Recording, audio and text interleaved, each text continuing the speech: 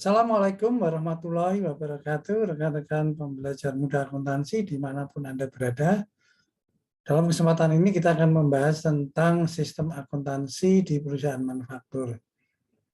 Sebagaimana kita ketahui bahwa sistem akuntansi di perusahaan manufaktur ini adalah sistem yang paling kompleks dibanding sistem akuntansi jasa maupun sistem akuntansi dagang.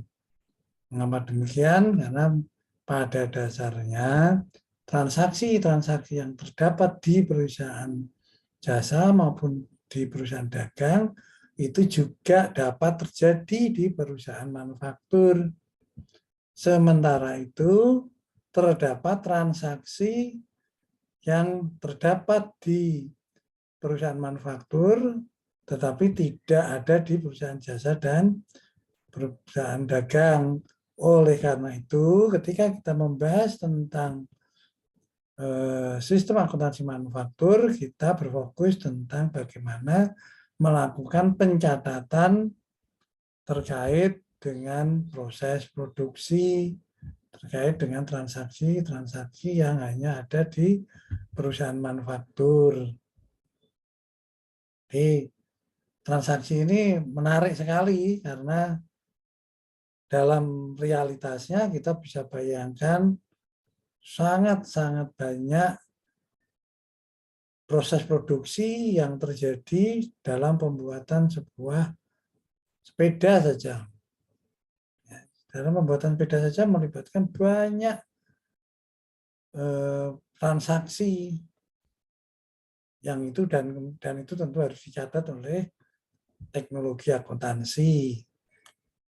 Misalnya saja sepeda itu ada kerangkanya, ada setirnya, ada rodanya, ada bannya, dan masih banyak sekali. Dan juga tentu kadang-kadang dalam pembuatan sepeda itu juga melibatkan tenaga kerja maupun peralatan-peralatan lainnya. Karena itu memang kemudian akuntansi di perusahaan manufaktur cukup kompleks, tetapi sekali lagi ketika kita bicara tentang teknologi, maka insya Allah kalau kita paham dengan baik tentang siklus atau sistem akuntansi manufaktur, maka kita bisa menghasilkan teknologi akuntansi yang juga memadai. Izinkan saya share tentang beberapa isu yang bisa kita bahas di perusahaan manufaktur. Di sini hanya saya angkat dua isu saja, yaitu terkait dengan dana yang ada di perusahaan manufaktur. Ini perlu kita ketahui, dana ini merupakan bagian proses produksi atau bukan, kan begitu. Di situ nanti ada dua pembahasan, yaitu terkait dengan jenis pengeluaran dan kemudian kita fokus pada salah satu jenis pengeluaran yang disebut dengan product cost atau cost produk. Selanjutnya kita akan membahas tentang bagaimana metode penentuan cost yang melekat di perusahaan manufaktur. Karena proses produksi itu bisa beragam. Hanya di banyak buku teks itu yang dibahas adalah dua saja, yaitu metode basis pesanan, job order costing, dan metode basis proses atau proses costing. Oke, pertama kita bahas tentang jenis produksi. Ya, jenis produksi pada dasarnya di perusahaan manufaktur itu ada dua jenis yang dibahas di banyak buku teks. Yang pertama adalah jenis pengeluaran untuk produk. Ini adalah pengeluaran-pengeluaran yang kita klasifikasi sebagai komponen dari proses produksi. Dan jenis yang kedua adalah period cost. Ini adalah pengeluaran-pengeluaran yang terjadi di perusahaan manufaktur tetapi tidak ada keterkaitan langsung dengan proses produksi.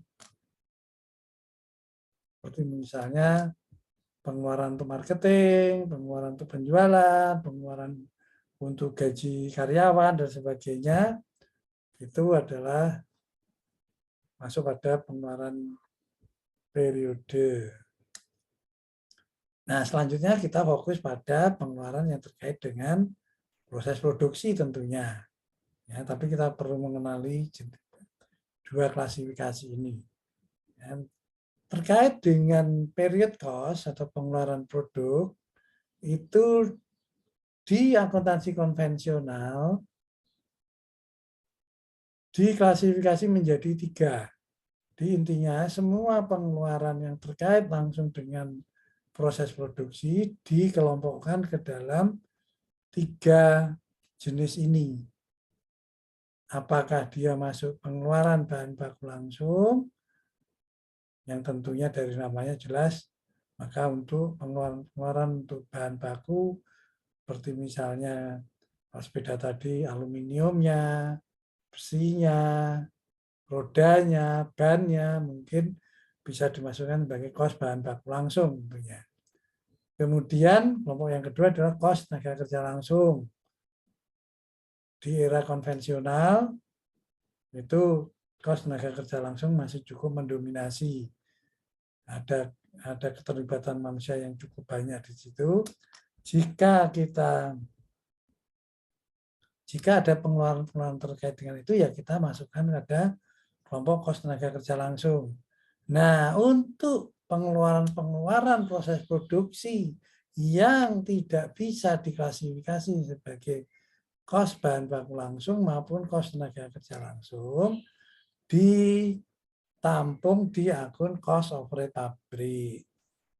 Jadi wadah ini berisi beragam pengeluaran kos produksi, sekali lagi beragam kos produksi yang tidak dapat ditampung sebagai kos bahan baku langsung atau kos tenaga kerja langsung. Itu kemudian kita menuju kepada penentuan kosnya. Nah, pada dasarnya penentuan kos itu di akuntansi mengikuti proses produksi fisiknya, aliran proses produksi fisik yang terjadi. Seperti misalnya, ini adalah pembuatan boat. Ya. Yang jelas sekali, setiap boat itu punya keunikan masing-masing. Sehingga kemudian seringkali pembuatan boat ini dilakukan berdasar pesanan sesuai dengan keinginan dari pengguna. Kan begitu.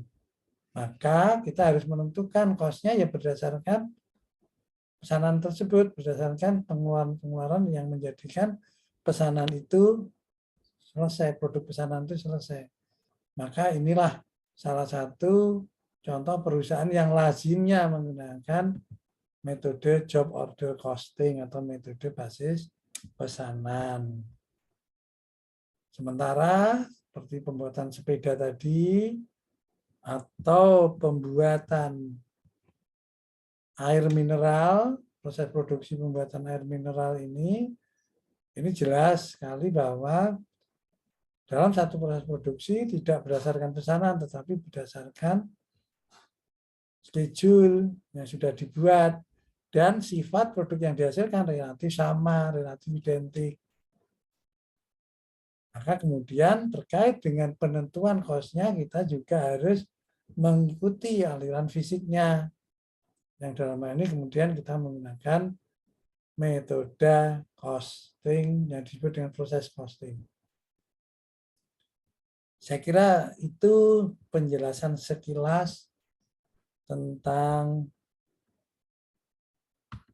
demikian pembahasan kita tentang penyiapan laporan keuangan.